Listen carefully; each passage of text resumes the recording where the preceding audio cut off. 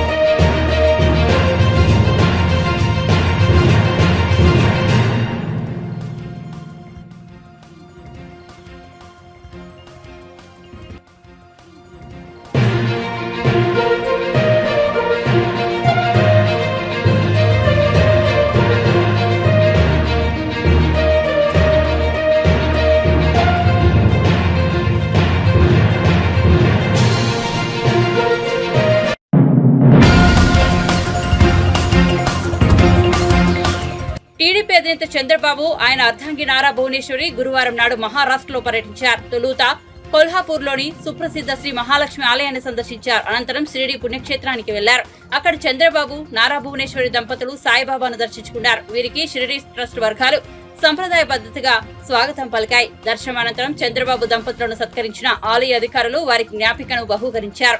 సాయి భక్తులు గురువారం రోజున పరమ పవిత్రంగా భావిస్తున్నారన్న సంగతి తెలిసిందే.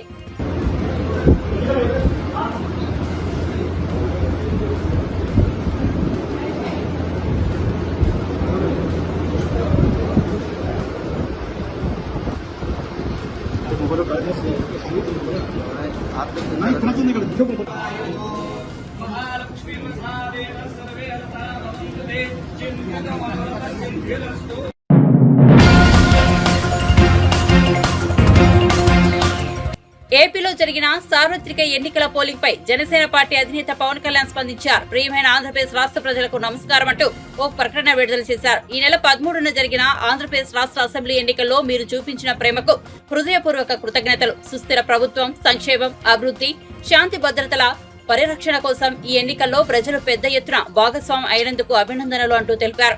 అత్యధికంగా 81.86% ఓటర్లు రాజ్యాంగం కల్పించిన ఓటు హక్కును వినియోగించుకోవడం చాలా ఆనందాన్ని కలిగించిందన్నారు. ఎన్నికలు సజావుగా జరిగేందుకు ఎన్నికల సంఘం అధికారులు, అధికార యంత్రాంగం చేపట్టిన చర్యలను ప్రత్యేకంగా అభినందిస్తున్నారు. అలాగే ఎన్నికల ప్రాముఖ్యత గురించి ప్రజల్లో అవగాహన కల్పించడంలో మీడియా, పౌర సంఘాలు పోషించిన బాధ్యతాయుత పాత్రకు ధన్యవాదాలంటూ పవన్ తన ప్రకటనలో పేర్కొన్నారు.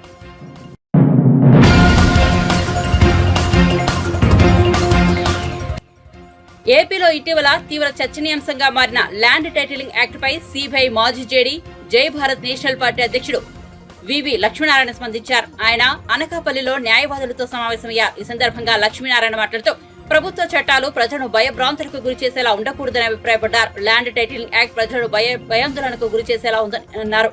ఈ చట్టం అమల్లోకి వస్తే భూ సమస్యలు మరింత పెరుగుతాయని లక్ష్మీనారాయణ స్పష్టం చేశారు. ప్రస్తుతం ల్యాండ్ టైటిలింగ్ యాక్ట్ లో ఏమైందంటే ఇంతకు ముందు ఉన్న న్యాయపరంగా ఉన్న భూమికను టోటల్ గా పక్కన పెట్టి మీకు ఏవైనా ల్యాండ్ డిస్ప్యూట్స్ వస్తే నేరుగా మీరు హైకోర్టుకు వెళ్లాలని తెలియజేయడం అన్నది ప్రజల్లో భయాందోళన కలుగజేసే విషయం. ఈ విధంగా మా భూములు మా దగ్గర ఉంటాయా, లేకుంటే మా భూములను ఎవరైనా కబ్జాలు చేస్తారా, ఈ కబ్జా చేసే ప్రక్రియలో ఈ ల్యాండ్ టైటిలింగ్ యాక్ట్ ఏదైనా వాళ్లకు ఉపయోగపడుతుందా అన్న భీతి కూడా ఉంది. ఎందుకంటే ఎప్పుడైతే జ్యుడిషియరీ ఉంది అంటే కొంత కాన్ఫిడెన్స్ వస్తుంది. ఎప్పుడైతే జ్యుడిషియల్ రోల్ పక్కన పెట్టామో ప్రజలు అయోమయ స్థితిలో పడి ఏ విధంగా ఈ భూమిని ఎవరు ఆక్రమించుకుంటున్నారో అన్న భయంతో ఉండడం వల్ల దీనిలో మార్పులు తీసుకురావాల్సిన అవసరం చాలా ఉంది.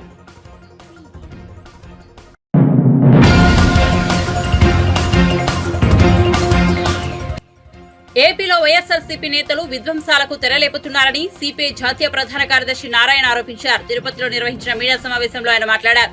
రాష్ట్రంలో మద్యం, ఇసుక మాఫియా, భూ కబ్జా లాంటి అక్రమాలకు పాల్పడిన జగన్ ను వెంటనే అరెస్ట్ చేయాలని డిమాండ్ చేశారు.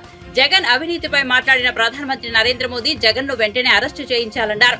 బటన్ నొక్కి చివరకు జగన్ అధికారం కోల్పోతున్నారని ఎద్దేవా చేశారు. సంక్షేమం పేరుతో రాష్ట్రాన్ని అంధకారంలోకి నెట్టిన వ్యక్తి జగన్ ని విమర్శించారు. పోలింగ్ కు ముందు జగన్ ఇంటర్వ్యూ చూసినప్పుడు ఆయనలో ఓటమి భయం స్పష్టంగా కనిపించిందన్నారు. పోలింగ్ తర్వాత సజ్జల రామకృష్ణారెడ్డి మీడియా సమావేశంలో కూడా అధికారం కోల్పోతున్నామన్న ఆవేదన కనిపించిందన్నారు. ఎంత తిట్టారంటే Jaganmohan Reddy corruption non development prime minister చెప్పింది. తర్వాత ల్యాండ్ మాఫియా, ఇసుక శాండ్ మాఫియా, లిక్కర్ మాఫియా. నేను చెప్పేంటంటే ప్రైమ్ మినిస్టర్గా ఉన్నాడు ఒక మాట చెప్తే, ఇప్పుడు ఒక మర్రి చంద్రారెడ్డి ఏమన్నాడంటే పబ్లిక్ మీటింగ్ ఏమైనా ఇస్తే ఇక్కడ బోర్ తవ్వాలంటే అదే జీవో నేను జీవో ఇయ్యక్కలా మీకు, నేను ఏదో ఉపన్యాసం ఇస్తే అదే జీవో రాసుకోను అన్నాడు. ఇప్పుడు జగన్మోహన్ రెడ్డి పైన అంత అవినీతి గురించి చెప్పినవాడు ప్రైమ్ మినిస్టర్గా వెంటనే అరెస్ట్ చేయాలి కదా. మన ప్రైమ్ మినిస్టర్ మాట్లాడిన ప్రతిపక్ష పార్టీపై ఆరోపిస్తాం, కానీ ప్రైమ్ మినిస్టర్గా ఉన్నవాడు నీ చేత అన్ని హంగంలో ఉన్నాక అంత అవినీతి పని చెప్పినాక ఎందుకు అరెస్ట్ చేయలేదు? ఇదంతా నాటకాలే.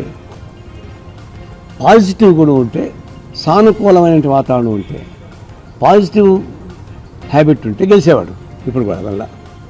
ఎందుకంటే అమరావతి సెల్ఫ్ సఫిషియెంట్ ఇది, దానికి డబ్బులు బయట తీసి పెట్టక్కల్లా. కానీ దానికి క్యాపిటల్ కట్టుకోవడానికి ఉపయోగపడేటువంటి పద్ధతి ఏర్పాటు చేశాడు. అది ముందుకు తీసుకెళ్ళి ఇప్పటికి క్యాపిటల్ కట్టేసేవాడు. పోలవరం ముందుకు తీసుకెళ్ళి పోలవరం అయిపోయి ఉండేది. ప్రత్యేక హోదా సంపాదించుంటే ఇంకా గట్టిగుండేవాడు. కడప స్టీల్ ప్లాంట్ పెట్టుంటే రాయలసీమ అంతా ప్రమాణంగా వచ్చిండేది. అట్లా ఉన్న ప్రకటిత విధానాలని సానుకూలంగా ముందుకు తీసుకెళ్ళి ఉంటే నీళ్ళు ఉన్నాయంటే లేదు నేను బావి తొవ్వి నీళ్ళు చూసుకోవాలని చెప్పేసి మూర్ఖత్వంతో కేవలం నెగిటివ్ యాంగిల్ వల్లనే జగన్మోహన్ ఓడిపోయాడు తప్ప అతను పాజిటివ్ నుండి మాత్రం గ్యారెంటీ గెలిచేవాడు నాకు ఇప్పుడు నమ్మకం ఉంది. అయ్యా అవినీతి అహంభావం రెండు పనికిరాని చెప్పేసి నేను తోడుతాను. ఒక సీనియర్ మోస్ట్ ఆఫీసర్ చెప్తున్నాడు, నా సర్వీసులో ఇన్ని రకాల అవినీతి చేయొచ్చు అనేది సంగతి తెలియదంటే మాకన్నాడు. అసలు ఇంతవరకు మేము చూడలేదు ఇన్ని రకాలుగా అవినీతి చేయొచ్చు అని. ఇంకో నాకు కలిసి ఏంటంటే 32 బీసీ సంఘాలకి గుర్తించి వాళ్ళకు క్యాబినెట్ ఇది ఇచ్చాడు, కార్పొరేషన్ ఇచ్చాడు. ఈ 32 కులాలు ఉన్న సంఘం నాకు కూడా లేదు ఆయన తప్ప. అంత తెలితే అంటున్నాడు, మొత్తం అడ్డం కొట్టించుకున్నాడు. కొట్టించుకోవడం కాకుండా నేను నెగిటివ్ పద్ధతిలో నేను లేకపోయాడు. ప్రతిపక్షంలో కూర్చోవాలి తప్ప ఇంకో మార్గం లేదు. రాజకీయాలు ఎప్పుడు శాస్త్రం ఉండదు. ఎవరు ఎన్టీఆర్ కన్నా గొప్పవాళ్ళ, కానీ పదవిలో ఉన్నా లేకపోయినా వివిధ తరగతిలో ఉన్నారు. ఆడు నిజమైన మనగాడండి. ఇప్పుడు ఈ ముఖ్యమంత్రి ఉంటేనే 1000 మంది పోలీసులు కావాల్సి వచ్చింది. ఇక ముఖ్యమంత్రి బయట రాగలరా? ఎందుకు ఆ విధమైనటువంటి క్రిమినల్ పద్ధతి ఉపయోగించాలా? పోలింగ్ బాగా జరిగింది. ఎందుకు క్రిమినల్ దాదాపు చంద్రగిరి, గుంటూరు జిల్లా పల్నాడు, తర్వాత తాడిపత్రి, ఇంకా తెనాలి, ఇన్ని ప్రాంతాలలో దౌర్జన్యం చేయాల్సిన అవసరం వచ్చింది. అయిపోయి వాళ్ళే కొట్టి మళ్ళీ వాళ్ళని కొట్టి ఆడుతున్నారు. ఇది మేము తీవ్రంగా ఖండిస్తాం. రాజకీయాల్లో ఎప్పుడైనా ఉంటారు, ఓడిపోతారు, గెలుస్తారు, అది తాత్కాలికమే, అవన్నీ పర్మనెంట్ కాదు.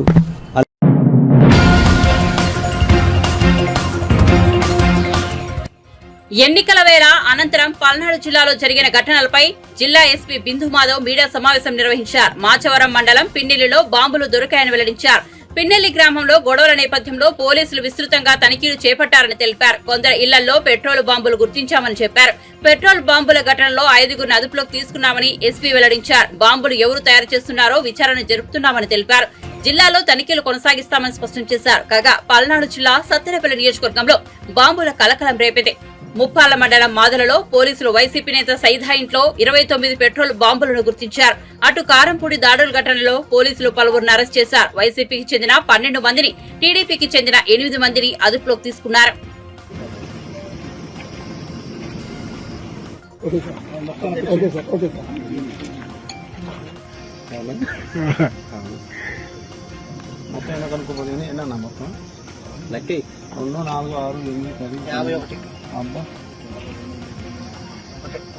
నుంచి ప్రాక్టీస్ చేసిన 50 అని అది అబద్ధం చెప్పారు.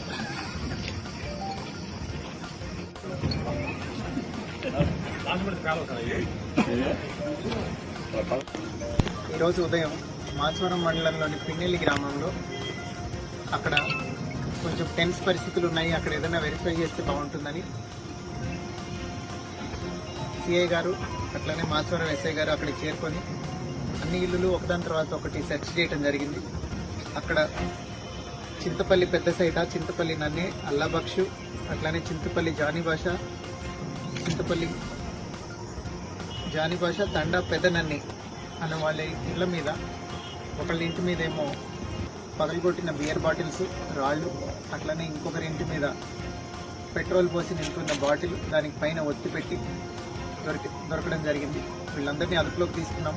వీళ్ళతో పాటుగా ఎవరున్నారో ఇవన్నీ అరేంజ్ చేయడానికి వాళ్ళని కూడా అదుపులోకి తీసుకుంటున్నాము. అట్లనే ఇవన్నీ ఈ పెట్రోల్ పోసి తయారు చేస్తున్న వాళ్ళు ఎవరున్నారో వాళ్ళని కూడా వెంటనే అరెస్ట్ చేయడం జరుగుతుంది. ఇవి 2 కేసులు ఇప్పుడు రిజిస్టర్ చేస్తున్నాము. వీటిలో ఎవరెవరైతే ఇన్వాల్వ్ అయి ఉన్నారో అందరినీ రిమాండ్కి పంపించడం జరుగుతుంది. అలానే ఇలా ఏ విలేజెస్లో అయితే అనుమానాలు ఉన్నాయో అన్ని చోట్ల ఇప్పుడు ఇట్లాంటి సెర్చ్ కొనసాగుతుంది. ఎక్కడెక్కడ ఇట్లాంటి అవాంఛనీయ సంఘటనలకు పాల్పడటానికి ఇట్లాంటి కాంట్రాబ్యాండ్ మెటీరియల్ ఎవరైతే హోల్డింగ్ చేస్తున్నారో వాళ్ళందరి మీద కేసులు పెట్టి రిమాండ్కి పంపి స్ట్రిక్ట్ యాక్షన్ తీసుకోవడం జరుగుతుంది.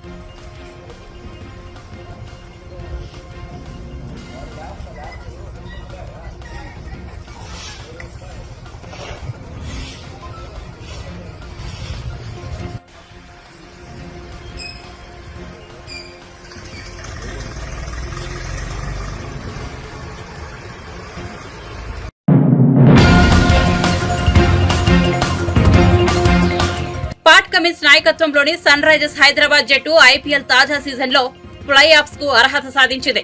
గుజరాత్ టైటన్స్ తో హైదరాబాద్ లో మ్యాచ్ జరగాల్సి ఉండగా వర్షం కారణంగా ఈ మ్యాచ్ రద్దయింది. దాంతో ఇరు జట్టులకు చెరొక పాయింట్ కేటాయించారు. టోర్నీలో ఇప్పటిదాకా 14 మ్యాచ్లు ఆడిన సన్ రైజర్స్ ఖాతాలో మొత్తం 15 పాయింట్లున్నాయి. ఇప్పటికే Kolkata night riders, Rajasthan Royals play offs లో ప్రవేశించాయి. ఇప్పుడు సన్ రైజర్స్ ప్లే ఆఫ్స్ లో చేరిన 3వ జట్టయింది. Sunrisers playoffs berth ఖరారు చేసుకున్న నేపథ్యంలో అటు ఢిల్లీ క్యాపిటల్స్ జట్టు టోర్నీ నుంచి అధికారికంగా నిష్క్రమించింది. ఇక 4వ బెర్త్ కోసం Chennai super Kings, royal Challengers Bengaluru మధ్య ఆసక్తికర పోరు నెలకొంది. ఆర్బీఐ సిఎస్కే మ్యాచ్ ఎల్లుండి మే 18న బెంగళూరులో జరగనుంది. వరుస విజయాలతో ఊపందుకున్న బెంగళూరు నిలువరించేందుకు చెన్నై ఏం చేస్తుందనేది ఆసక్తి కలిగించే అంశం. ఈ మ్యాచ్ లో తొలుత బ్యాటింగ్ చేసిన జట్టు 200 పరుగులు చేసే లక్ష్య సాధనకు 18.1 ఓవర్లలో పూర్తి చేసిన జట్టు రన్ రేట్ పరంగా 4వ బెర్త్ను ఖాయం చేసుకుంటుంది.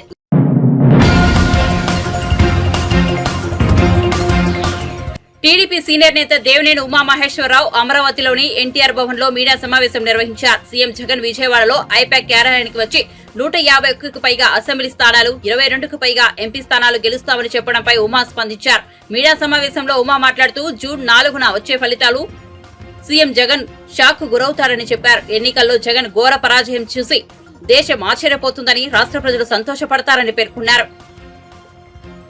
జూన్ 4వ తేదీన వచ్చే ఫలితాలు చూసి వైసీపీ పార్టీ జగన్మోహన్ రెడ్డి షాక్ అవ్వబోతున్నారు. జగన్మోహన్ రెడ్డి ఘోర పరాజయాన్ని చూసి దేశం ఆశ్చర్యపోతుంది, రాష్ట్ర ప్రజలు సంతోషపడతారు.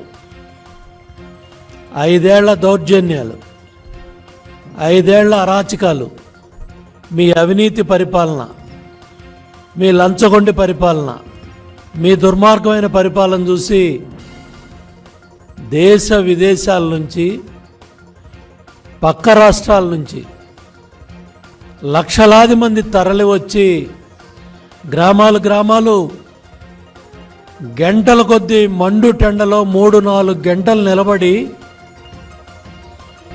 క్యూ లైన్లో నిలబడి బయట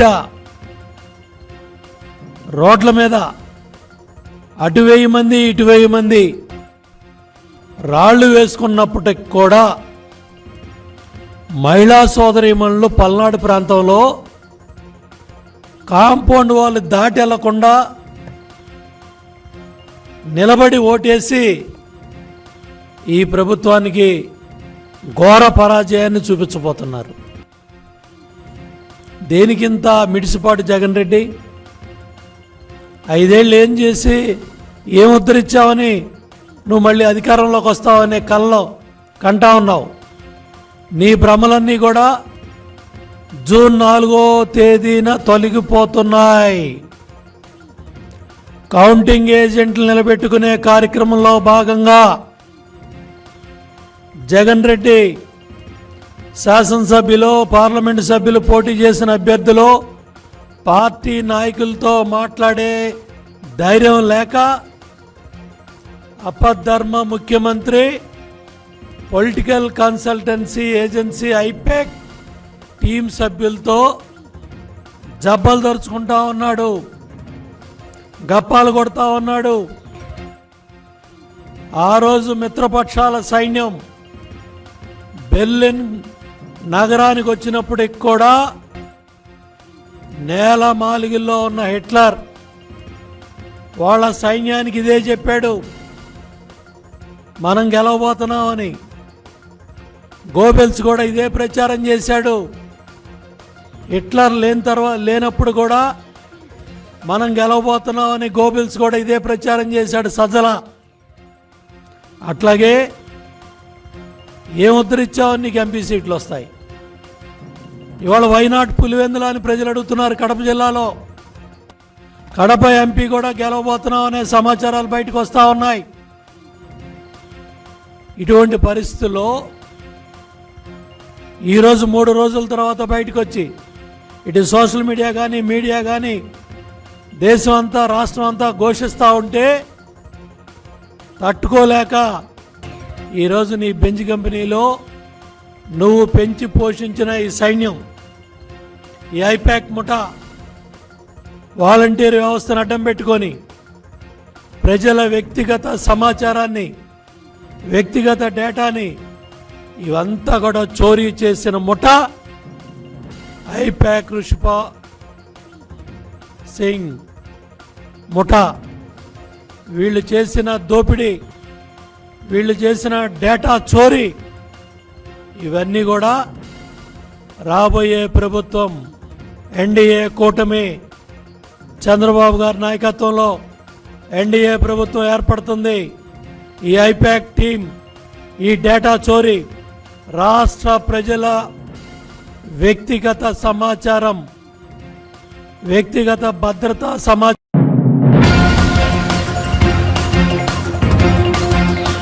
తెలంగాణ ప్రభుత్వం వద్ద ఖజానా లేదని, ఉద్యోగులకు వేతనాలు ఇవ్వలేదని పరిస్థితులు నెలకొన్నాయని బీజేపీ నేత చేవెళ్ల లోక్సభ అభ్యర్థి కొండా విశ్వేశ్వరరెడ్డి అన్నారు. గురువారం బీజేపీ రాష్ట్ర కార్యాలయంలో ఆయన మీడియాతో మాట్లాడుతూ కాంగ్రెస్ పార్టీ ఇచ్చిన 6 గ్యారంటీలు అసాధ్యమైన హామీలే అన్నారు. రేవంత్ రెడ్డి ప్రభుత్వం బాధ్యతారహితంగా వ్యవహరిస్తోందని మండిపడ్డారు. రైతుల రుణమాఫీకి 32,000 కోట్లు అవసరమవుతాయని, అది సాధ్యమయ్యే పనేనా అని ప్రశ్నించారు. కాంగ్రెస్ అధికారంలోకి వస్తే రేషన్ దుకాణాల్లో ఇప్పుడు ఇస్తున్న 5 కిలోల బియ్యానికి బదులు 10 కేజీల బియ్యం ఇస్తామని ఆ పార్టీ జాతీయ అధ్యక్షుడు మల్లికార్జున ఖర్గే చెబుతున్నారని, ఆయన కనీసం ఆలోచన లేకుండా మాట్లాడుతున్నారన్నారు.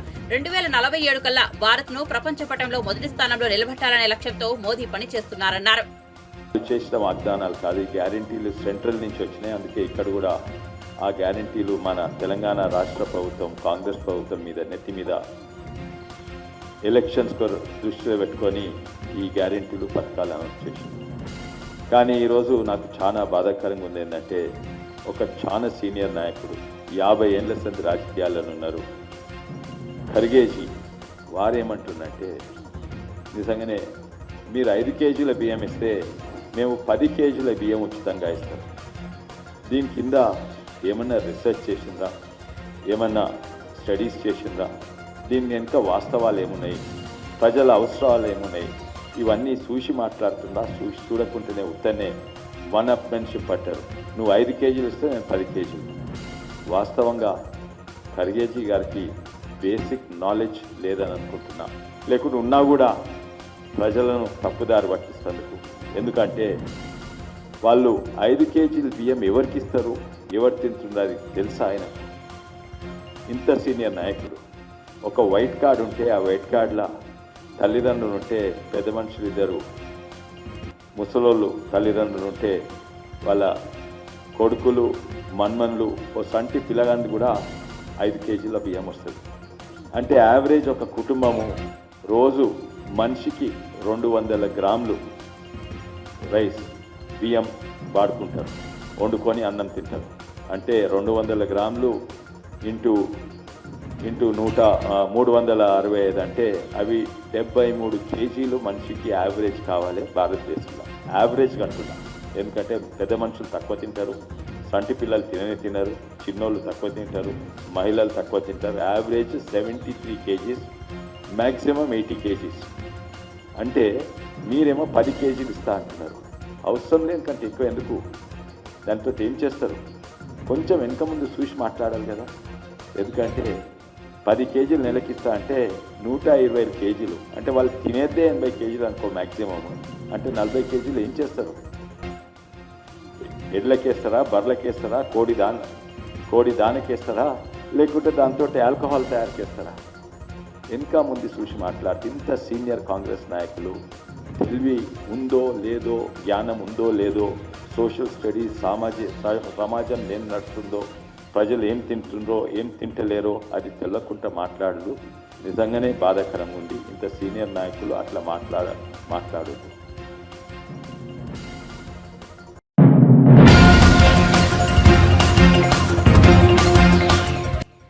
వైఎస్ జగన్మోహన్ రెడ్డి మళ్లీ ముఖ్యమంత్రి అవుతారని మంత్రి బొత్స సత్యనారాయణ జోస్యం చెప్పారు. ఏపీలో వైసీపీ జెండా ఎగరవేయడం ఖాయమని ధీమా వ్యక్తం చేశారు. ఎన్నికల ఫలితాల్లో వైఎస్ఆర్ కాంగ్రెస్ పార్టీకి క్లీన్ మెజార్టీ వస్తుందన్నారు. విశాఖలో సీఎం జగన్మోహన్ రెడ్డి జూన్ 9న ప్రమాణ స్వీకారం చేస్తారని మంత్రి బొత్స స్పష్టం చేశారు. ఓటమి భయంతోనే తెలుగుదేశం నాయకులు దాడులు చేస్తున్నారన్నారు. రిజల్ట్స్ వచ్చే వరకు వైసీపీ నాయకులు, కార్యకర్తలు సంయమనం పాటించాలని సూచించారు. తాము అధికారంలోకి వచ్చినా ఇప్పుడు ఎగిరిపడుతున్న వాళ్లు తోకలు ముడుచుకుని సైలెంట్ అయిపోతారని బొత్స ఎద్దేవా చేశారు. నేను హైటెక్ సిటీ అంటే హైటెక్ సిటీ ఎవరికంటే మా తెలీదా? 10 సంవత్సరాల మంత్రిని కదండి జాయింట్ దీంట్లో ఉమ్మడి రాష్ట్రంలో. చంద్రబాబు గవర్నర్కి ఒక లేఖ రాశారు. ఏమని? ఈ ఆఫీసు అప్గ్రేడ్ చేసే పేరుతోటి 5 రోజుల పాటు దాన్ని నిలిపేయబోతున్నారు. డాక్యుమెంట్స్ మొత్తాన్ని డిలీట్ చేసి కుట్ర దొరుకుతుంది, దీన్ని విడుదల చేసేలాగా ఆదేశాలు ఇవ్వాలంటూ కూడా ఆయన దేనికి ఈ ఆఫీసు ఏ డాక్యుమెంట్ డిలీట్ చేస్తారు? ఏం డాక్యుమెంట్ తప్పు డాక్యుమెంట్ ఉంటాయి? వ్యవస్థ ఆయన ముఖ్యమంత్రి చేశాడు కదా, వ్యవస్థలో ఆయనకి ఐడియా లేదా? ఇది ఇలాంటివే మనం చూసాం. భూ చట్టం గురించి వచ్చి తప్పుడు రాత రాశారు ఈనాడును, ఆంధ్రజ్యోతి, TV5 అని. ఉన్నీళ్ళు లేనట్టు 5 రోజులు నేను చెప్పాను, ఆ రోజు చెప్పాను ఏమని, 15వ తర్వాత భూ చట్టం మీద వచ్చి ఈ టీవీలు కానీ ఈ బంధు కానీ రాస్తే అప్పుడు కూర్చోండి, అది దాని గురించి చెప్తే అడగండి అని. ఇది ఎన్నికలు ఉన్నాయి కాబట్టి అలాగే ఇవాళ ఈ 4వ తారీఖు వరకు ఇలా కోలాడతారంటే ఏదో ఉపద్రవిపోతుందని అది కూడా చెప్పాం. ఇతని తాలూకా కుయుత్తుల వల్ల పేదవాళ్ళు రాసిన పెన్షన్ ఆగింది. ఏదైతే బటన్ నొక్కి డైరెక్ట్ డీబీటీ ఏదైతే ఇచ్చామో విద్యార్థులకు ఇస్తున్న ఫీజు రియంబర్స్మెంట్ కానీ, లేదు ఆసరా ప్రోగ్రాం ఏదైతే మహిళలకు ఇస్తున్న ఆసరా ప్రోగ్రాం మిగిలిన 20% కానీ, లేదు రైతులకు బస్ ఇన్పుట్ సబ్సిడీ కానీ, లేదు చేయొద్దు కానీ, లేకపోతే బీసీ నేస్తం కానీ, ఇవన్నీ కూడా 14 ఎన్నికలు అయిపోతే 16 నుంచి అవన్నీ అవుతాయని ఆ రోజు చెప్పాం.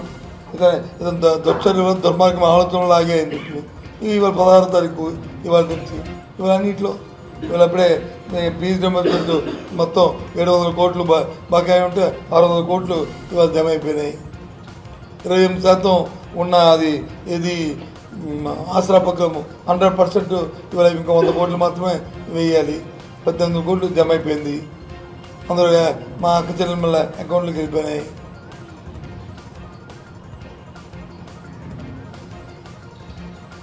అలాగే ఇది రైతులకు ఇవ్వాల్సిన ఇన్పుట్ సబ్సిడీ కూడా కొంత రిలీజ్ అయిపోయింది. ఇంకొక 4-5 రోజుల్లో మొత్తం దాన్ని అన్నీ కూడా ఫినిష్ అయిపోతాయి, అన్నీ కంప్లీట్ అయిపోతాయి, అందరికి అందుతాయి. ఇది గవర్నమెంట్ తాలూ కేడుబడి. ఇది ఇదే చంద్రబాబు అయితే ఎన్నికలు అయిపోయాయి కదా, ఆ లోటు వేస్తే కదా ఇంకెందుకు వాళ్ళకి ఇవ్వాలి అని చెప్పి ఆ డబ్బు తీసుకెళ్ళి ఇంకొకటికి ఇచ్చేసుకుంటాడు. ఆ తాపేదాలకి ఆ సామాజిక వర్గం కాంట్రాక్ట్కి వాళ్ళకి ఇచ్చు ఇవ్వలేదు ఇక్కడ మేము. అది చంద్రబాబు నాయుడికి జగన్మోహన్ రెడ్డి తేడా. మాట అంటే మాట.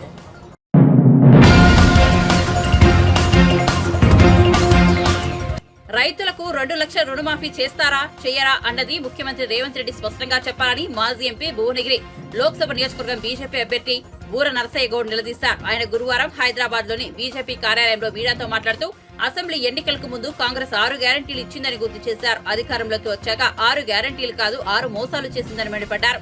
రైతులను ప్రజలను కాంగ్రెస్ ప్రభుత్వం మోసం చేసిందన్నారు. ముఖ్యమంత్రి ఎన్నికల సమయంలో దేవుడి మీద ప్రమాణాలు చేయడం చూస్తుంటే దేవుడి మీద ఒట్టు దొంగతనం చేయలేదని ఆయన అన్నట్లుగా ఉందన్నారు. కార్పొరేషన్ పేరు మీద రైతులను మరోసారి మోసం చేసేందుకు రేవంత్ రెడ్డి ప్రయత్నిస్తున్నారన్నారు. రైతులకు రుణమాఫీ చేసే వరకు బీజేపీ వదిలిపెట్టదన్నారు. కానీ ఈరోజు దానికి ఒక మెలిక పెట్టాడు. నువ్వు అప్పు తీసుకుంటావా, సప్పు తీసుకుంటావా, 4 నెలలు కడుపు కట్టుకుంటావా, తినేది ఆపుతావా అయినా చెప్పి నేను చెప్పేది కాదు. 4 నెలలు తినకుండా ఆపితే రైతు రుణమాఫీ 40,000 కోట్లు, అంటే నెలకు 10,000 కోట్లు తింటున్నట్లు లెక్కాలు చెప్పారు. కానీ ఈరోజు ఎన్నికలు కాగానే ఏం చెప్పాడు, రైతు కార్పొరేషన్ ఏర్పాటు చేస్తాం, దాంట్లో రుణాలు తీసుకొని చేస్తాం.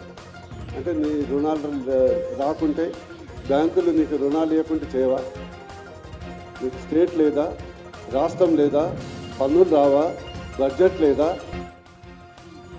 అంటే ఇది కూడా నేను ముందే చెప్పాను. ఆగస్టు 15 నాడు మరోసారి, సాధారణంగా సంవత్సరానికి ఒకసారి ఏప్రిల్ ఫూల్ ఉంటుంది, కానీ రేవంత్ రెడ్డి గారి పుణ్యం అంటూ, ముఖ్యమంత్రి గారి పుణ్యం అంటూ ఆగస్టు 15 కూడా ఏప్రిల్ ఫూల్ డే చేయబోతున్నాడని నేను ముందే హెచ్చరించడం జరిగింది. అదే జరుగుతుంది.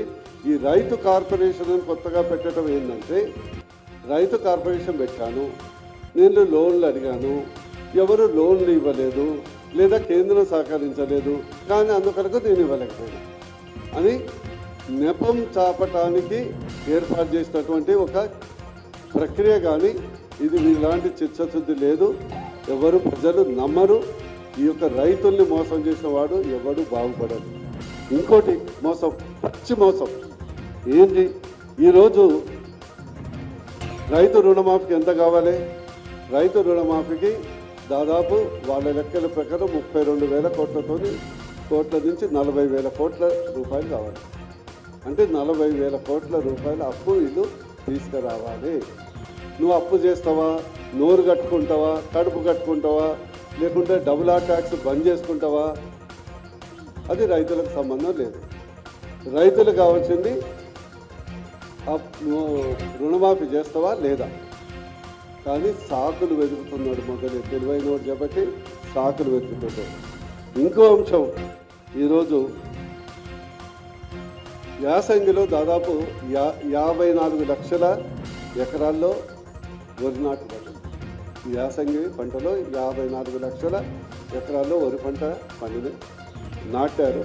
దాంట్లో దాదాపు 1.5 crores, అంటే 1,50,00,000 టన్నుల ధాన్యం ఉత్పత్తి అవుతుంది. ఇప్పుడు 1,50,00,000 టన్నులు అంటే 15 కోట్ల క్వింటల్ల వడ్లు ఈరోజు దిగుబడి ఈరోజు రాష్ట్రంలో వస్తుంది.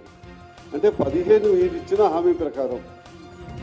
హామీ ప్రకారం ప్రతి క్వింటల్కు 500 రూపాయల బోనస్ ఇవ్వాలి.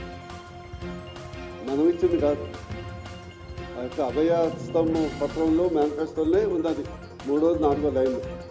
ప్రతి క్వింటల్కు మీరు ఖచ్చితంగా ఇచ్చిన హామీ ప్రకారం 500 రూపాయలు ప్రతి క్వింటల్కి ఇవ్వాలి.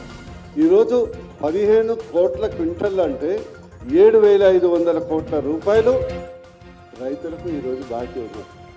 ఇప్పుడు క్వింటల్ కాదు, కాంటా వేసే దిక్కు లేదు. నిన్న చూశారు మా భువనగిరిలో రైతులందరూ స్వచ్ఛందంగా రోడ్ల మీద ఎక్కారు. ఎందుకంటే 10 రోజుల నుంచి కొనే దిక్కు లేదు, కాంటా వేసే దిక్కు లేదు. అది దుస్థితి. అదే అంటే ఈరోజు 7,500 కోట్ల రూపాయలు ఎగ్గొట్టడానికి, ఇచ్చిన హామీని ఎగ్గొట్టడానికి ముఖ్యమంత్రి